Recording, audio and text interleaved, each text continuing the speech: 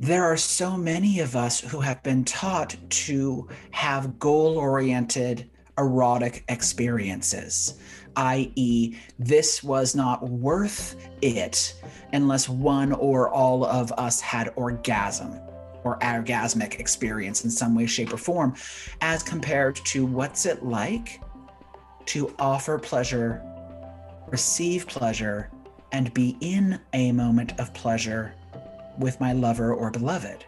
What would that be like? Instead of me worrying about whether the person has an erection or whether or not the person is wet, what about instead of worrying about that question, it's what would you like more of? So, hi everyone, welcome to the Given Consent podcast. I'm Jamie, and I'm here because my goal is for you to be introduced to the people and ideas behind sex positivity. And I'm excited because today we're joined by Lee Harrington, who is an author, educator, and instigator in the sex positive space. Thank you for joining me, Lee. Oh, it's an absolute delight to be here. Yeah. So you do a lot of different work in the sex positive space between kink and rituals and teaching others how to facilitate and trans issues. And I think a good place for us to start is just that intersectionality, which is something I was just introduced to as a concept a few years ago. So I want to make sure our audience knows what that is. So Kimberly Crenshaw, who is an African-American, she's an African-American lawyer, introduced this concept of how intersectionality is the notion that when say feminist issues around women not being equal in the workplace, right, for however many pennies on the dollar that women make, is affected as well when you overlay it with issues of being Black, right? So these notions of where things intersect with each other, and that when you start layering things on with each other, it's been broadened out to a larger definition when it comes to current usage, that say somebody who is kinky might run into issues in discussing sex at Planned Parenthood, right? Though Planned Parenthood has gotten better about that, but with their doctor, we'll just say general doctor, right? That if you're kinky, but if you are Black and kinky, or if you are transgender and kinky, how these things start overlapping it with each other. How if you are somebody who is financially disenfranchised and is either unemployed or disabled, having access to a vibrant sexuality is not just having to work with the issues of being, for me in the United States, I'm not sure where your listeners are coming in from, but for being in the United States and working with the sometimes oppressive lens coming from a puritanical culture, that when you are that, I acknowledge that as a white trans man, that I have the whiteness as something that gives me in some ways, I never asked for this, right? I never asked for this, but gives me a degree of credibility or acceptability in having a vibrant sexuality. And yet, and same thing with being a man, but if people find out I'm transgender, suddenly it knocks it down as far as accessibility and understanding and awareness and how things are built in this world, the systems of what gets called normal. And so intersectionality is the idea that things overlap with each other. And intersectionality in sex positivity is the idea that who has access to sex positivity, because if somebody who is a white man has access to having thriving pleasure and the ability to be authentic in our relationships and our connecting with ourselves and others, that's one thing. But if somebody is a Black trans woman, right? Or if somebody is a disabled former felon or has a history of incarceration and doesn't have access to jobs, not having access to jobs affects your ability to date people, right? Or if you're having to work 4 jobs, where is your time for quality time with your kids? And if you don't have that, where is your time for being able to develop a relationship with yourself? Yeah. It's interesting talking about such a broad topic because, of course, we're talking specifically around sex positivity. And I think a big concept that we come back to, and I think you'll agree with this, is that pleasure is for everyone, and it's part of the human experience, as part of what makes us human. Absolutely. Yeah. And for me, though, if I don't voice and acknowledge for myself what are the things that get in the way of pleasure, and pleasure doesn't have to mean sex, as a note, and what you define as sex may have nothing to do with how I define sex, right? Yeah. But that if I don't acknowledge those things, I'm not giving myself space to go and find that pleasure, or to be in points of pleasure within my current reality. Yeah. I want to take a minute to kind of, it can be really easy to take sex and make it into something that is the culture idea, like that it's a penis going into a vagina, and that's when the sex is actually happening. And what I like about sex positive is that we break it down and go, oh, no, it's so much more expansive than that. And I have recently, like in the last few years, been able to explore kink. And I would love to talk a little bit about what the hell does the word kink mean, and then how that's related to pleasure, because I think that can be a big disconnect for people who are maybe curious about it, but it's very intimidating. Oh, understandably, right? Because what is kinky or what is BDSM gets painted in our culture as things crazy white people do that involve stalking and being scary, right? Like if we go 50 Shades of Grey, like there's some crazy stuff going on there, right? Yeah. But to me, the way I think of the word kink is that it's a huge umbrella under which is all forms of sexuality, pleasure, and erotic or emotional exploration that involves skin-based experience or psychological experiences of sensuality and sexuality. So that can include BDSM, which is bondage, discipline, dominance, submission, sadism, and masochism, with, as a note, sadism and masochism not being about not being about the psychological model, but the idea of giving intense sensation and receiving intense sensation, right? But it's all forms of getting freaky. It's all forms of being spicy. It's people who enjoy cross-dressing or fetishism, or enjoy the idea of exploring our bodies in ways that are outside of what culture says this is normal, right? In quotes. What is normal? And so I always think of the example that being a tits man or an ass man is considered normal. But if I say I'm a hair man and love petting hair and long hair or helping people cut their hair, that's what turns me on, suddenly that's weird. That's kinky, that's freaky, that's strange. And so to me, it's that giant umbrella with all of those options underneath it, anything that culture doesn't think is normal.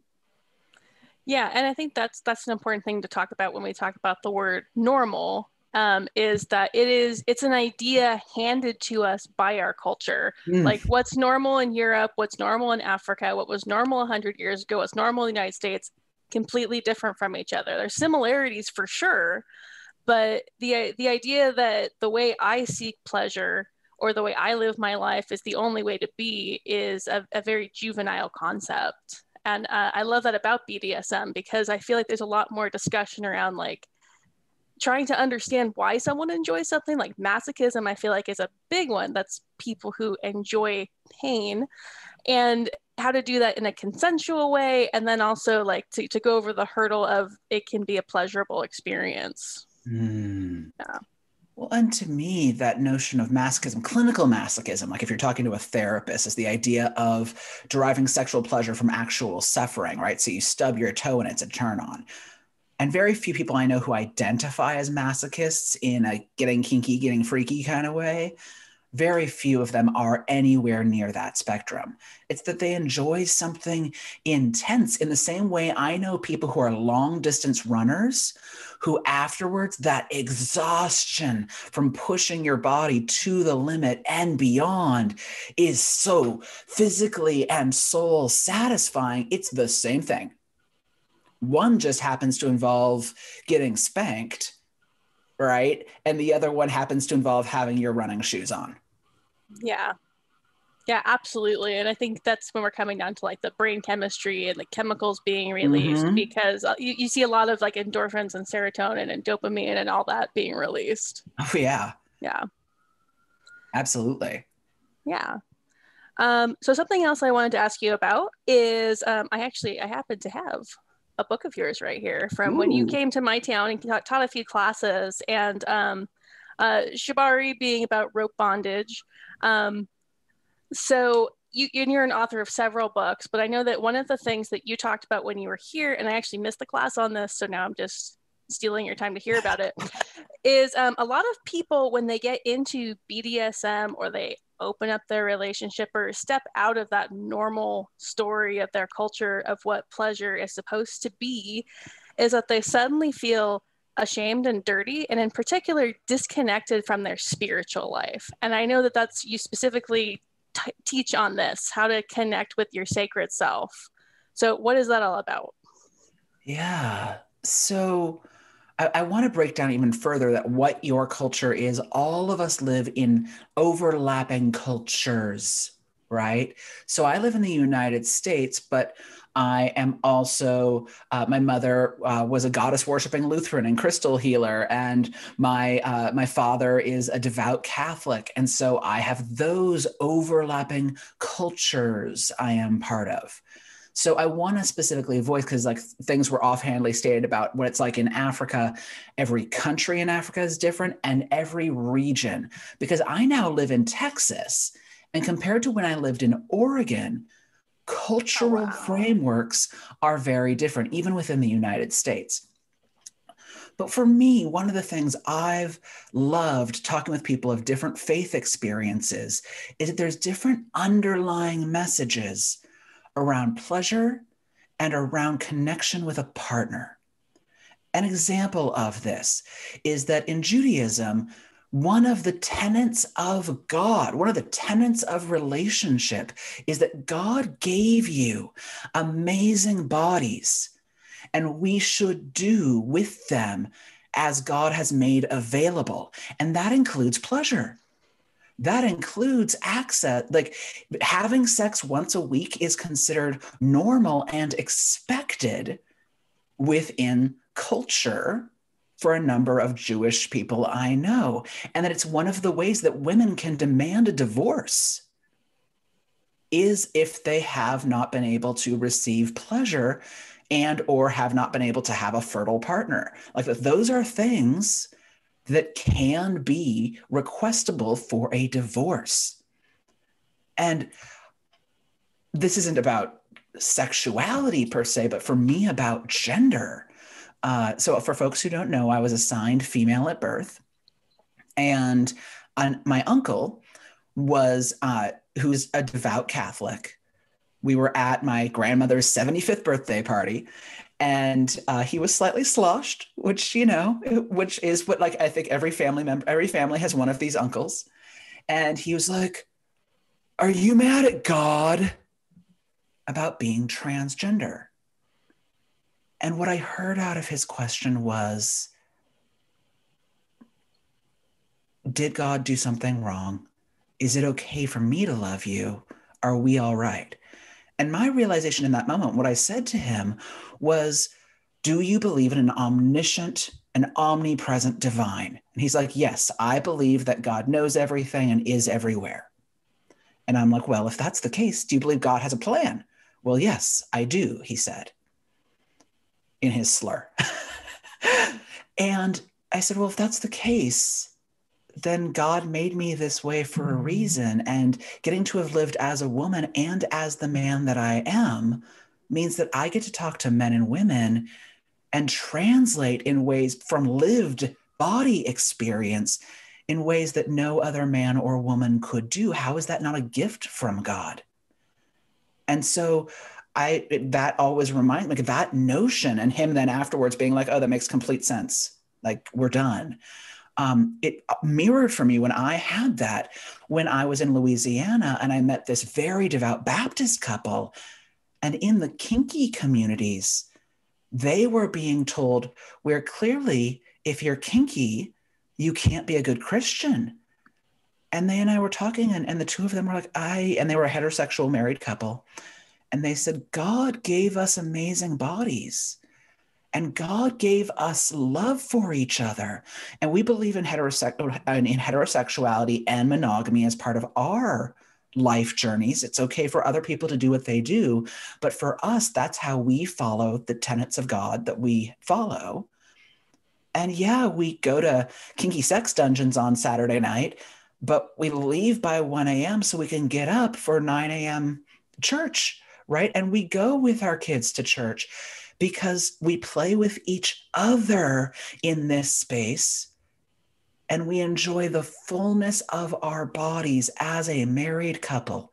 Or I know other married couples who are Christian that go, you know what? Yeah, we might involve other people, but that is because God said within our edicts of our faith, said, love each other and do not forsake each other for anyone else. A threesome within that person's definition doesn't forsake anyone because you were there with each other. You were present with each other, enjoying the glory of the bodies you have. And how can that not be beautiful? That's wonderful. I'm thinking of, and I wish I had written or read more of your books. You have one that's called Playing Well with Others. And I assume that this is kind of what you're getting into, because what I kind of like to talk about is like how consent and negotiation comes into that. Maybe if you're someone who's watching this, like someone in our audience is thinking about, I am interested in this fantasy, but I also love this person and I'm not sure how they'll react to it. Like, how do you start breaking into even having a conversation with somebody about exploring these things? One of the first things I love doing before I even talk about these things with someone else is I like asking myself why. For example, I like erotic restraint. I like feeling held. It's like, and if somebody says like, well, I like being tied up. Why? For me, it's the idea that I like feeling safe. I like feeling held. I like the idea of in this moment, other people get to make decisions and not me. I can let go. I like body challenges in the same way that I enjoy going out and going for a long hike. I enjoy body challenges. And so if I thought about those whys in advance, if I bring it to a lover and say, hey, I've been thinking about things that I enjoy that for me help me feel loved, secure, safe. I enjoy an adrenaline rush. I enjoy physical sensations, and I would love to explore those things with you. Are you open to me sharing some of those things? Because I'm concerned how you might respond about the specific activities in question.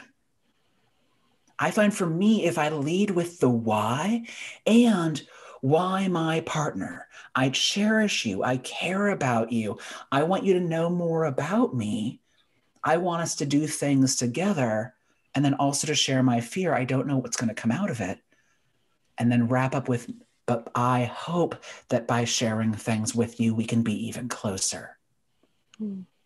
That to me, looking at those pieces helps a lot.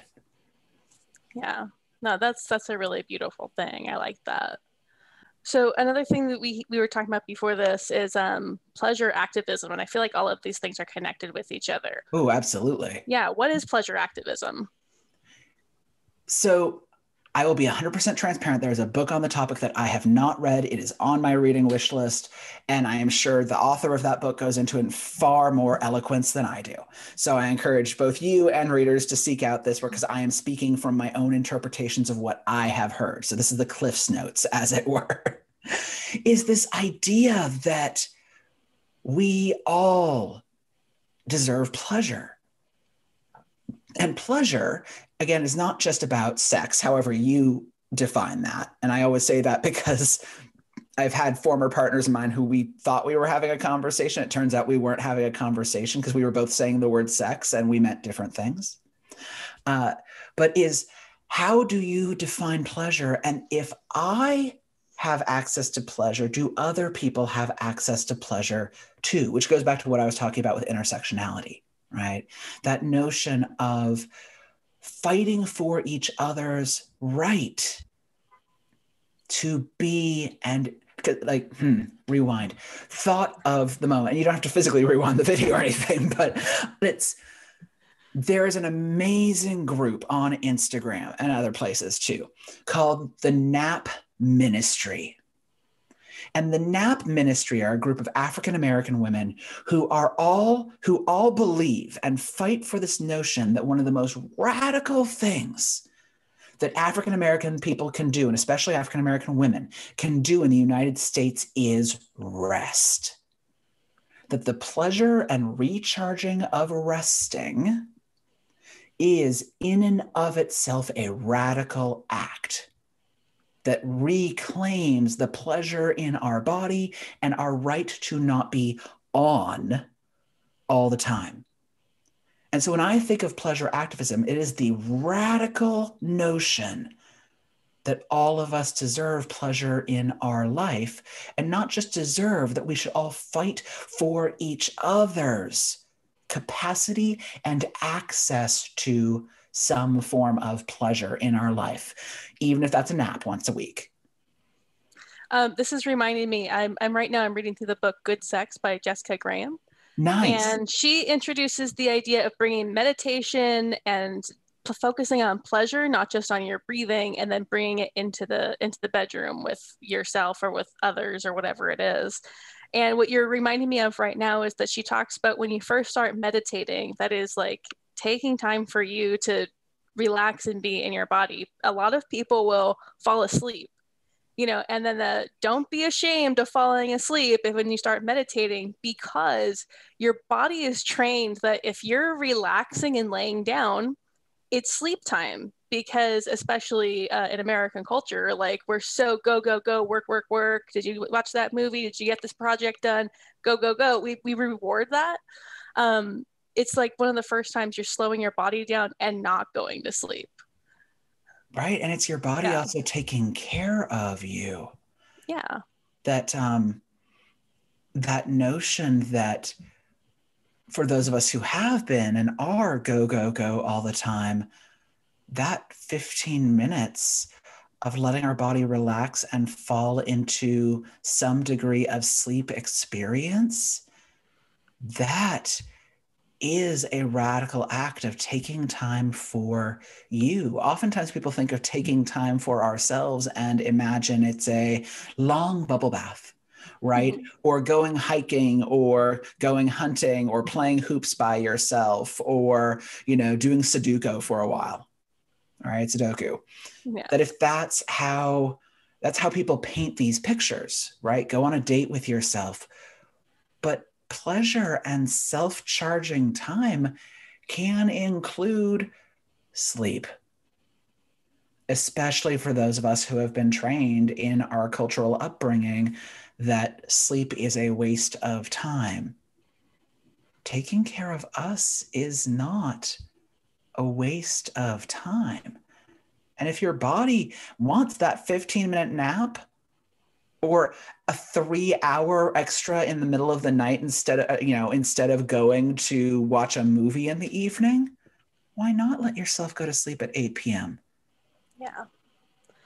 Yeah, I love that about the idea of the pleasure activism or things like you said, like taking a bath or whatever, that people, it's easy to be like, oh, I don't have time for it. But the thing is, like I mentioned earlier, sometimes we can have a really basic idea of what pleasure or sex is supposed to be. Is that when you slow down like that and focus in on pleasure, you start to realize that there's more to it than that. Like what you're feeling in your skin, or like, I'm assuming the first time you did bondage, you couldn't list for the other person why you liked it. It's right. Like, because bondage itself makes you slow down and think about what you're feeling. It can. That is a thing that it is for some people. That is not my kink out of bondage, Mm-hmm. right? I've listed some of the things I get out of bondage, and everybody's answer is going to be different. I think one of the things I do want to voice though is that I acknowledge the privilege that I carry, and I'm not saying I am privileged, right? I'm using the definition of privilege as in I have something else, something that I didn't ask for, that has come to me because I have certain life experiences, right? Yeah. And I carry privilege in the form that if I do want to take a 15-minute nap, I have those 15 minutes.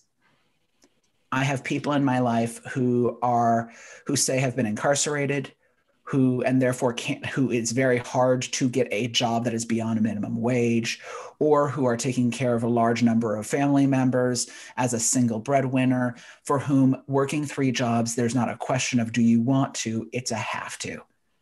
And so that notion of, do you want to sleep an extra 3 hours is not a question available on the table. And so if that is the case, where can I find pleasure in other moments? What is the pleasure that happens in listening to music I enjoy while I am doing janitorial work? What is it like to get to have that moment of being embodied, of listening or smelling or tasting or feeling and being present in that which delights me or lowers suffering?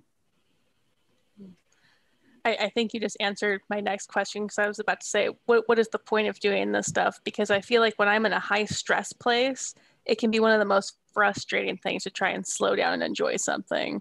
Right. In which case, what happens if we don't slow down, but we enjoy something? What is wrong with, as long as you actually get to taste it rather than having it be like calories shoved in your face, though sometimes that has value too. But if you are go, go, go and rushing through, why not have that bag of Skittles if you eat that kind of food, right? Why not have that and you pop a purple one in every once in a while and a pink one in? You can tell my favorite flavor of Skittles. But, we don't have to necessarily stop everything. People have this picture that meditation, for example, has to be sitting, on your cushion staring at a white wall. Meditation can also be about eating that piece of orange while actually tasting the orange, while smelling the orange, while being with the orange. And there are those of us for whom it might not be idyllic, it might not be perfect to do 2 things at once, but whether it's because of your life realities or because you dance with, ADHD, there is also nothing wrong with multitasking pleasure as well with other things. That's really great. I'm totally a multitasker, so I do that quite a bit. It's another concept that comes through actually in Jessica Graham's book, where she's talking about like maybe you're washing dishes, which is maybe not your favorite thing to do, but paying attention to the temperature of the water, the feeling of it on your skin, and breathing, and what are you thinking about? All about just paying attention. Yeah. Which is huge. What is it like for 30 seconds? And I'm not going to set the goal at 5 minutes the first time, right? What is it like for 30 seconds to feel my skin as compared to worrying about my taxes? Yeah. What is it like for 30 seconds? And if you can't make 30 seconds go, okay, let's try this again. Because in the case of sex, right, to bring it back to that construct, there are so many of us who have been taught to have goal-oriented erotic experiences, i.e., this was not worth it unless one or all of us had orgasm or orgasmic experience in some way, shape, or form, as compared to what's it like to offer pleasure, receive pleasure, and be in a moment of pleasure with my lover or beloved. What would that be like?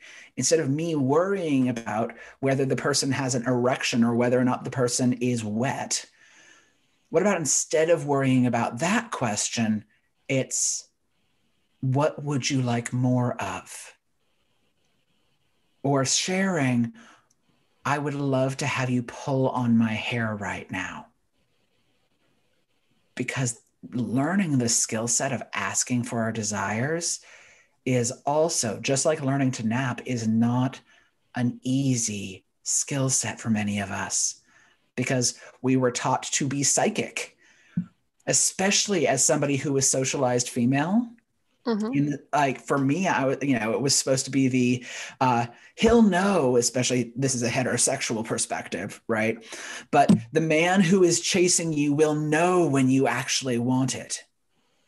And it's like, wait, we're setting women up to have the chase be normal, and we're setting men up, and that the person should be psychic, and we're setting men up in heterosexual culture for the idea that they should pursue and take.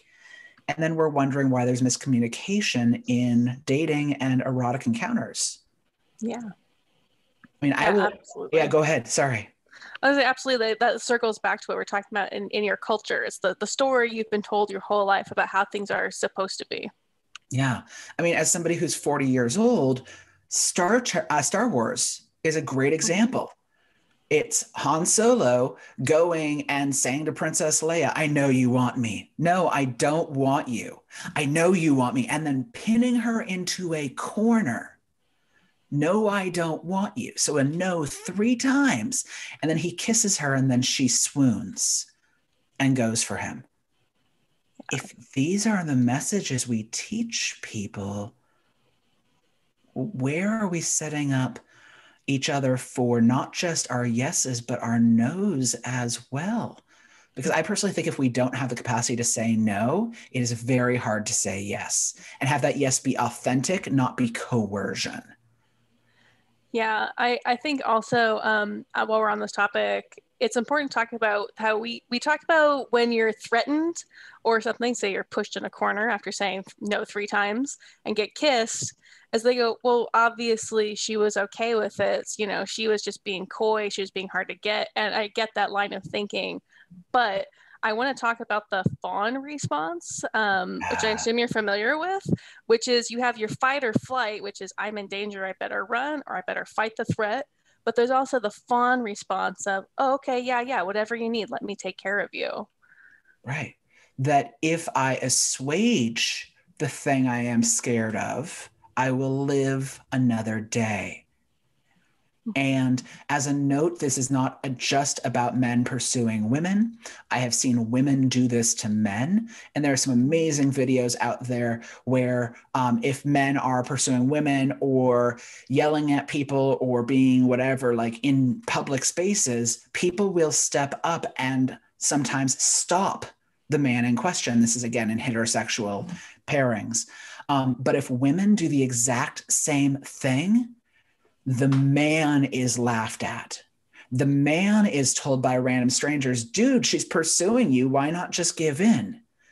And so those double standards can be toxic in a different way, with the idea that if a man does not swoon or go for the woman, he is somehow less of a man, which in our culture, again, our culture for me being United States, that story becomes toxic in a very different way. And I think in the Me Too movement, the push for we're going to believe the women sometimes left out men who were sexually assaulted or coerced by other men or by women. Yeah, absolutely. Absolutely. And even in queer culture, right? In various queer communities, whether you're LGB, right, lesbian, gay, or bisexual, or whether you identify as queer or pansexual or any other, there's lots of other words out there, demisexual, asexual, etc., that because there's oftentimes such a fight to even have our sexuality be valid, that people don't always want to report or are concerned about reporting domestic violence, sexual coercion, or sexual assault. Because there's, again, that other layer. If I say, my boyfriend did this thing to me, who's going to believe me? And who's going to care? And will I have people in hospitals or whatnot be like, what did you expect? You're gay. Because I've seen that happen too. Yeah. Yeah.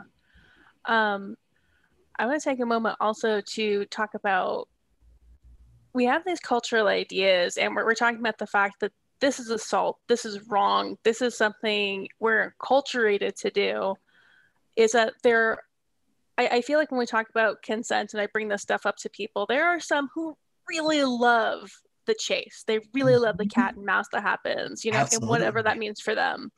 And let's talk for a minute about consent and how that plays into that dynamic. What is the difference between it being this oppression, like, oh my God, that wasn't what I wanted, or oh my God, that was exactly what I wanted? Well, and I think for me, like, to lay out with the pursuer, the difference between a sexual assault or a sexual violation or consent violation, right? As compared to a consent accident or misunderstanding. An accident or misunderstanding can still cause harm, but it doesn't mean you were a bad human to have had this misunderstanding happen. Yes, you hurt someone, and yes, some degree of apology or reparations might be in order, but to also be gentle with yourself. If you were somebody for whom this happened, you thought you were pursuing, and it turns out you thought that person was a pursued, a mouse, as you phrased it, and it turns out they weren't. So I wanted to set that piece before we go into it. So if somebody is a pursuer, I personally find it useful, or either a pursuer or likes being pursued. For me, I appreciate when they out that statement in some way. For example, somebody starts flirting with you, saying something along the lines of, oh, you're going to have to prove yourself to me, right? You're going to show, I want you to show me that you want me if we're going to go anywhere. And then, like, those kinds of statements or those kinds of actions of being the one who gives a phone number and says, rest of the work's on you, right? Like, to those clues can help. Though I will also voice that there are people for whom, because I've seen people be like, well, she should have read my body language. There are people in the autism spectrum or never learned that tool set growing up that literally don't know how to do that. So I personally appreciate it when somebody gives me that active permission to do the pursuing. Yeah, I love that. That's a great way to say that, because I've had this conversation before, and I'm just like struggling through it with people, or I'm like, I get that that's fun for you, but there's a time and place. So I like that, giving them some kind of permission to go for it. Because I do know people for whom the flirt is a pleasure for them, but following through is not. And so discerning which population we're talking about is useful and or important. So I want to ask you also, just as an educator, as you, this person who's putting on classes and speaks and writes books and everything that you do, and you did a podcast for a long time, what is your goal? Where are you trying to go with all of this? I think that one of the most contagious things on the planet is an idea. And so many toxic ideas are being spread right now. And with that being the case, what can I do to spread messages of love and understanding and connection and hope and being present with each other and present with yourself?